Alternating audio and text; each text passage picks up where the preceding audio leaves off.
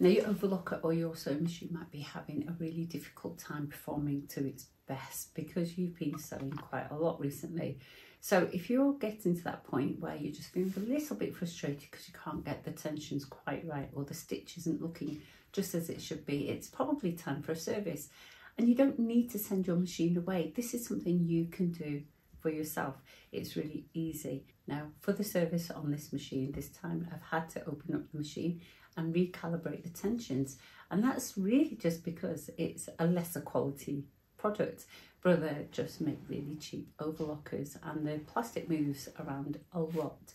So you'll see how to service the machine as I would service it. So I give it a good clean, make sure there's plenty of oil in there, wipe away any excess oil. That's so crucial. The problem with too much oil in your machine means that your thread will be damaged and it cannot produce a good stitch for you. Get yourself a cloth and wipe away all the oil. You'll see that in the video. I'll show you how much oil I will put on the machine, and actually even one drop can be too much sometimes. Then I had to recalibrate my machine, the tensions on there, because the stitch was still not right. And that happens more and more often as the machine gets more and more used. So rather than you spending a lot of money and time toing and froing to a service mechanic, you may as well learn yourself. It's really, really easy. You do need to open up the machine. There was about 3, maybe 4 screws I had to undo to open the machine. And I will show you using a hook like this, how easy it is to recalibrate the tensions on your machine. And it was so quick and really easy. You can do a whole service under an hour.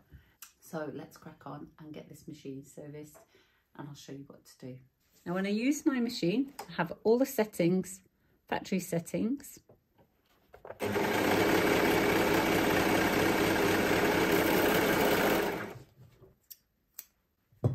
But you can see that the stitches are a little bit wavy.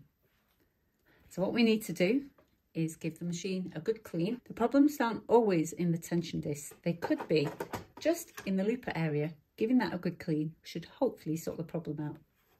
So the first thing we need to do is switch off the machine, remove the plug and take away all the threads.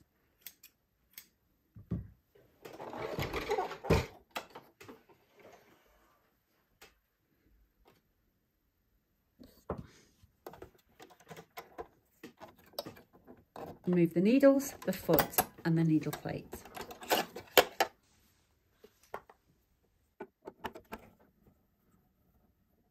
Now to remove the needle plate on this machine can be quite tricky, so sometimes taking out the rolled hem stitch finger will help.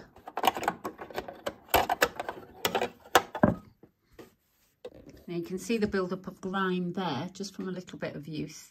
And that's okay, because we'll get to that in a minute. And if your machine doesn't have easy open access to this side, what we need to do is remove the whole of this cover.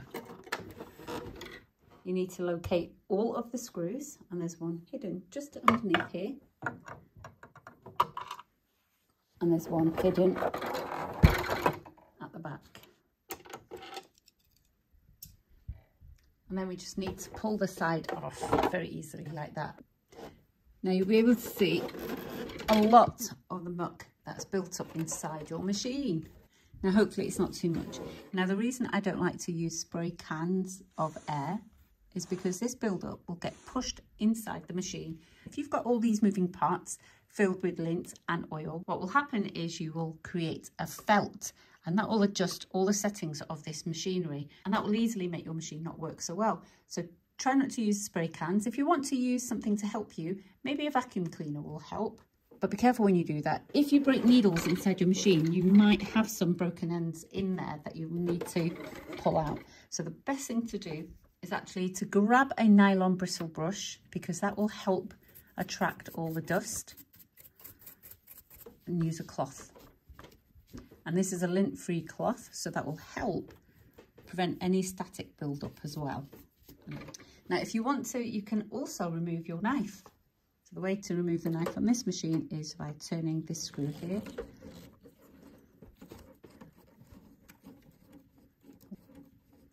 Pull into the knife very carefully because it's quite sharp. But I'm going to give the knife a good wipe first. Now, occasionally people think their knife needs replacing, but it's not. You can see that all this lint that's built up in here will affect the efficiency of the knife, and it might slip down because of the oil and the lint that's been built up in there. So just take care not to oil too much in your machine. And if you want to, you can wrap cloth around your screwdriver to get into smaller areas like this. Just check whether you need to oil the machine. Now, I can turn the hand wheel quite nicely and it works nice and smooth. I can't hear any squeaks. It doesn't feel juddery. I feel like there's plenty of oil in my machine. In fact, there might be too much oil in the machine. You can see there's too much smeared on there. Let's try that again. That sounds good to me. I'm happy with that, so I'm going to put everything back together again. Just check that works. Give that a bit of a wipe inside there. Now, if you do find that you need to oil the machine, then here's what you need to do. And just drop that onto a piece of fabric. Just make sure there's no hole in there. If there's no hole, you can create one with just using a pin. And I'll just try that. That's going to be plenty of oil. You just need to drop one drop of oil there. And that literally is it. That's all we need to do. And if you feel like you've added too much, do wipe away, because I can feel, let me show you, there's too much oil now on the machine. Now I'm just going to give the machine a quick check again and just make sure I'm happy that everything's brushed, everything's clean, everything works well. Turn the hand wheel one more time. Just check nothing's clogging up the machine, and we can put the side back. Before I do that, I'm going to check the inside of this and wipe away anything in there. Just place the cover back.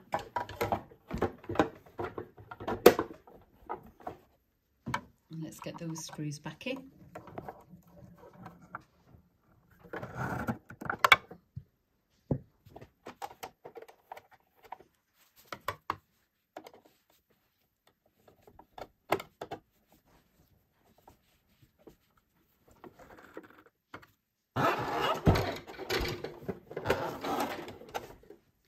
Place the needle plate back. Before you do that, just check the chaining fork on your overlocker needle plate. Make sure they are nice and straight and even, and there aren't any problems with that. Just lift up that spring and we can place the needle plate back in.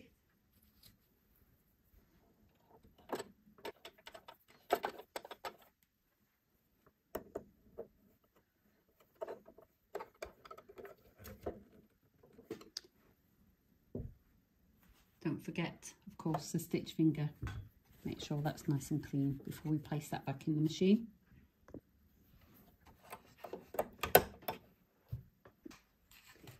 Close that up and let's turn that around.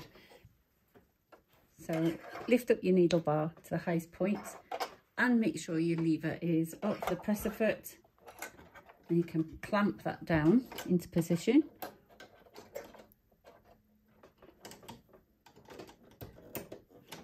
There we go. I'm going to put some new needles in. I'm going to stick with a size 80 for both needles.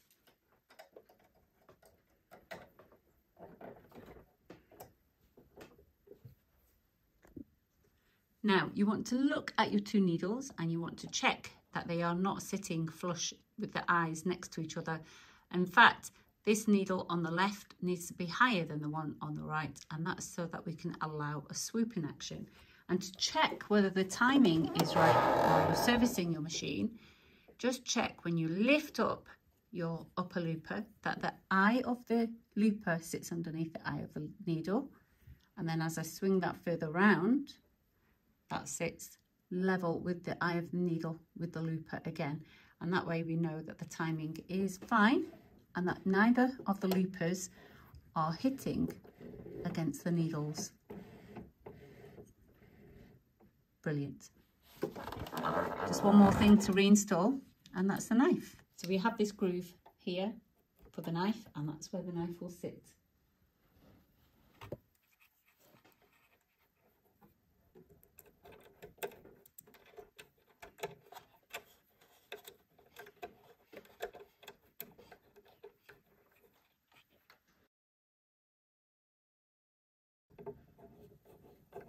There we go.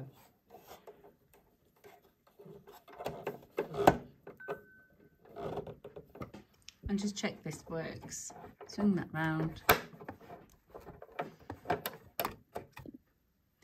And if you find it gets trapped, which it has, I'm going to loosen that screw a little bit and just move the handle just ever so slightly.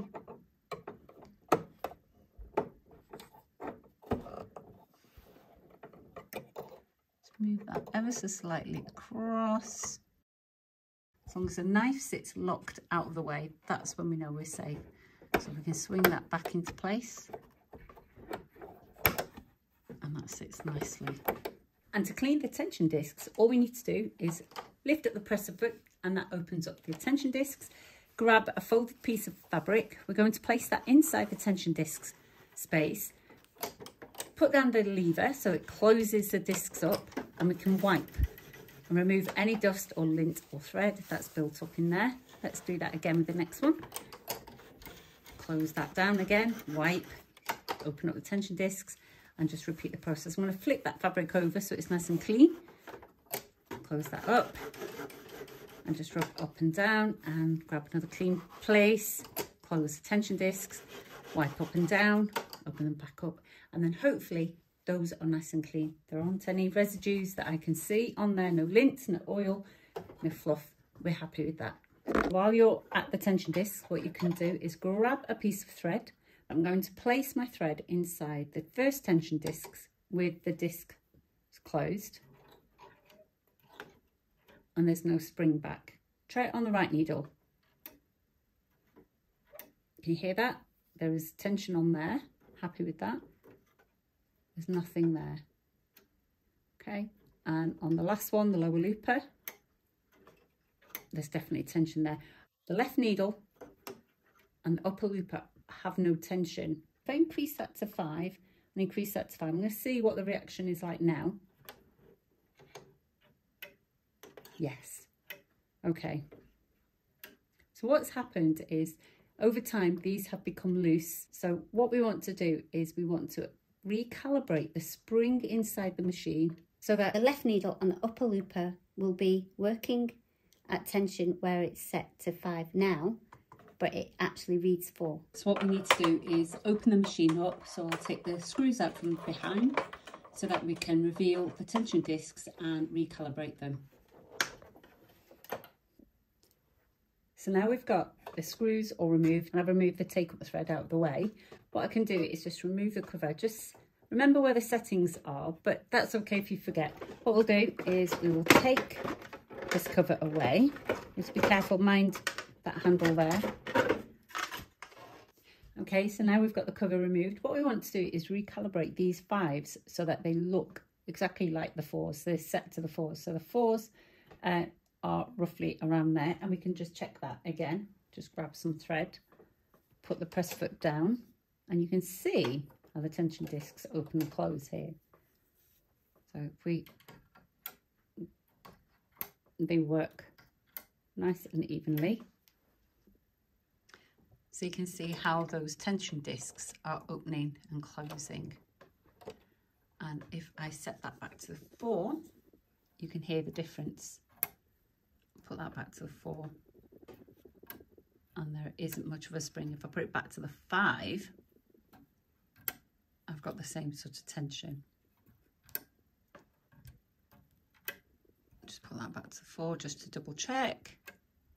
It's a bit too loose, so we'll just up that up to the 5.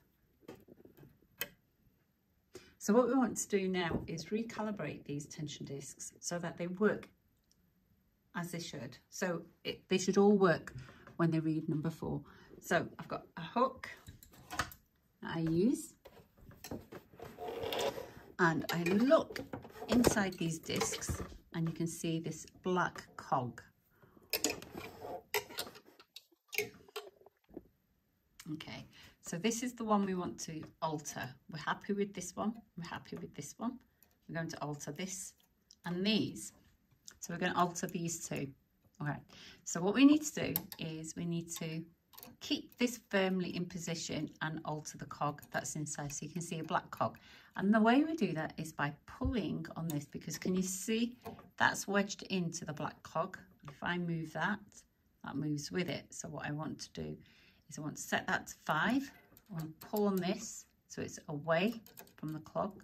And because these are such poor quality machines, it's easy to actually do with something as simple as this.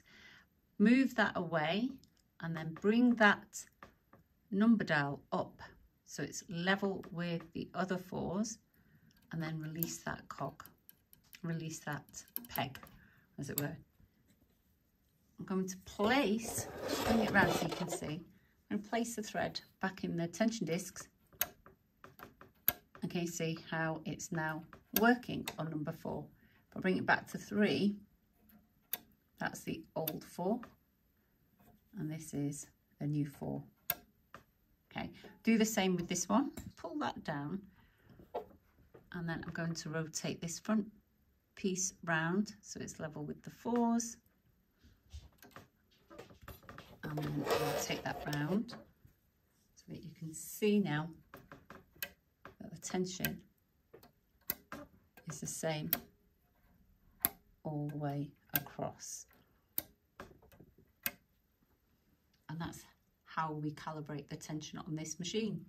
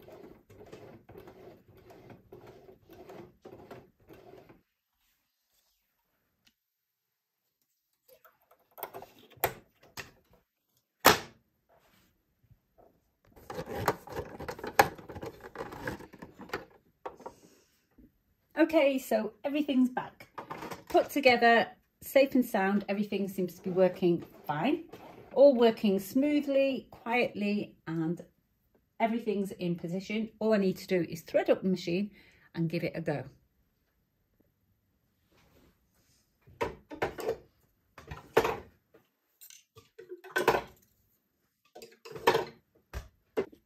But before we get started, let's just have a quick look at what we were dealing with before. So we have all our stitches on the front and the uneven stitches at the back, and you can see the tension's quite loose. So what we've done is, by recalibrating the tension, hopefully everything set at 4 means we'll get a perfect stitch on the middle medium weight cotton.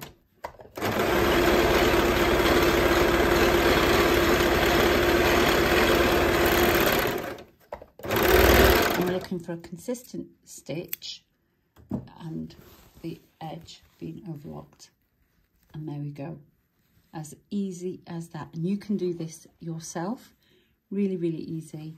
Let me know in the comments what you think and whether you're going to give this a go yourself.